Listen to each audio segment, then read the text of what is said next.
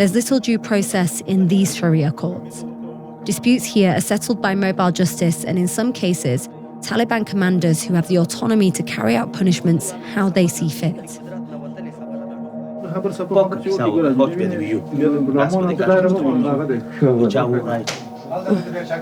He just smacked him. What you're seeing right now is pretty much a Taliban court. You have in front of me is a local Taliban commander talking to somebody who's been accused of stealing. Surrounded by a group of Taliban fighters, the accused is forced to give a deposition to camera about whether he stole sheep from a local herder, as well as other crimes. He's been sitting in Taliban jail since his arrest and has no representation at this hearing.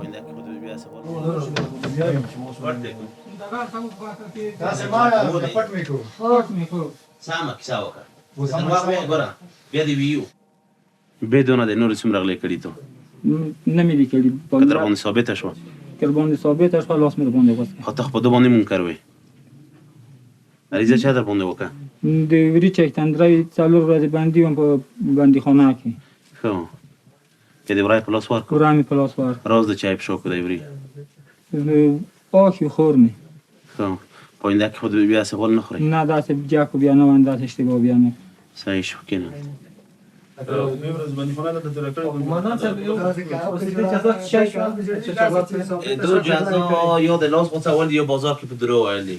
terms of the cases that you've dealt with today, what are the potential punishments that they could be served in the end? اوس داسې د غټو غلو د پوره مثلا د لاس وڅول شته کې کنه د غټو غلو د پوره او د غوځو کوم چې دا اوس په جرم کې دای راشي چې شای چې په شریعت کې تشته چې په قرآن کې د غلط مو په تطبیق کیو The man that was sat in front of you that was accused of stealing, potentially, at the end of the court case, he might have his hand cut off. غلطه د خپل اصول او طرز العمل شته نو ان شاء الله خود شته ورنه Human rights organizations would look at this scene and see men who don't have representatives, who don't have anybody putting forward their case, who have people who don't necessarily have the judicial or legal experience to be able to be handing out punishments, deciding the fate of an individual. And they would say that that isn't justice. What would you say to them?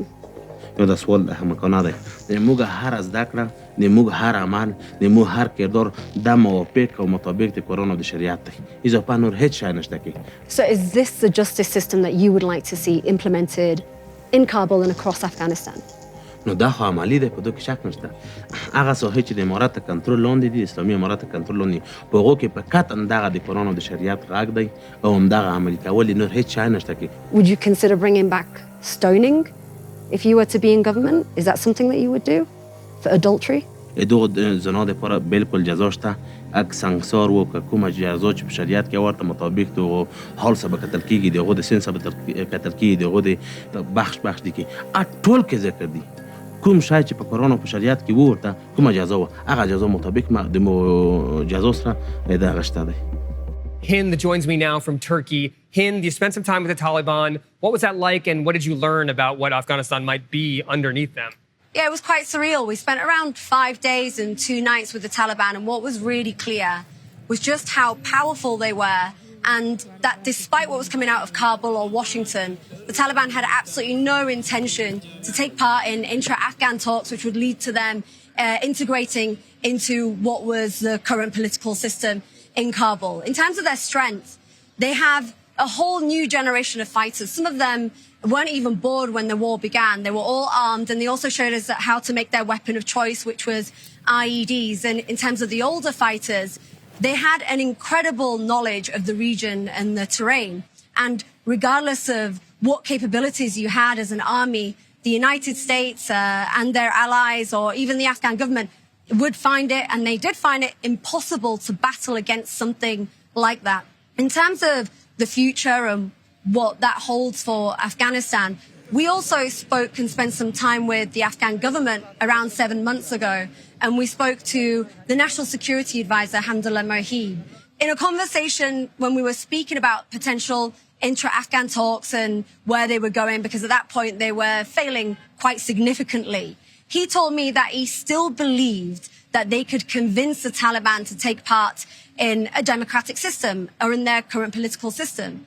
We think that democracy is the best way or the best system because in that the Taliban can exist. Do you really believe that the Taliban would ever support a democracy? Do you honestly believe that?